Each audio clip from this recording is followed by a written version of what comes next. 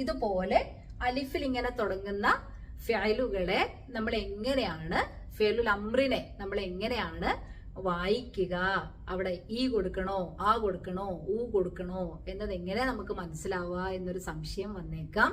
എല്ലാ ഫിഅലുൽ അംറിനും എന്തുണ്ടാവൂല, അലിഫ് ഉണ്ടാവൂല. അത് നമ്മൾ ആദ്യം മനസ്സിലാക്കുക.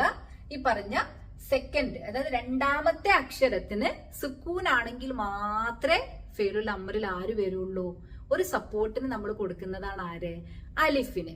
അപ്പൊ ആ അലിഫ് തുടക്കത്തിൽ വരുമ്പോഴാണ് നമ്മൾ വായിക്കേണ്ടത്. നിങ്ങൾ ഇതുപോലെയുള്ള ഫിഅലുൽ അംർ, അലിഫിൽ തുടങ്ങുന്ന ഫിഅലുൽ അംറിന് എന്ത് കാണൂല, മുസ്ഹഫില് ഹർക്കത്ത് കാണൂല.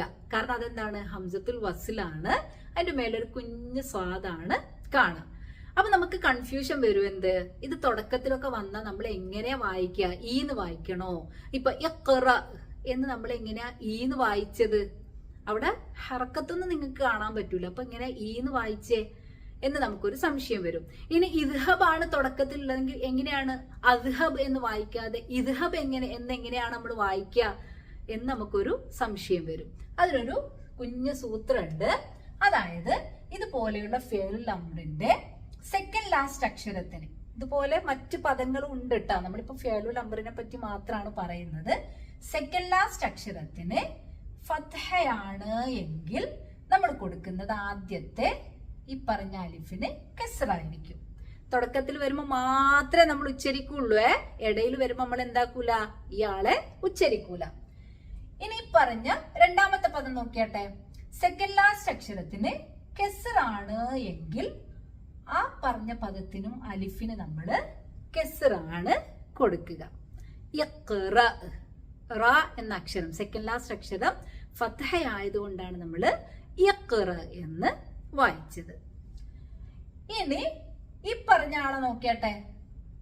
ഇത് സെക്കൻഡ് ലാസ്റ്റ് അക്ഷരത്തിന് ദമ്മാണ്. അപ്പൊ നമ്മള് ആദ്യത്തെ ആൾക്ക് എന്ത് കൊടുക്കും, ദമ്മ് കൊടുക്കും. അപ്പൊ ഒന്നുകിൽ കെസ്ർ അല്ലെങ്കിൽ ദമ്മാണ്. ഫത്ഹ എന്തിൽ വരൂല, ഫിഅലുൽ അംറിന്റെ ഈ പറഞ്ഞ ഹംസത്തുൽ വസ്ലിന് വരൂല. തുടക്കത്തിൽ വരുമ്പോൾ മാത്രമേ നമ്മൾ അത് വായിക്കേണ്ടതുള്ളൂ.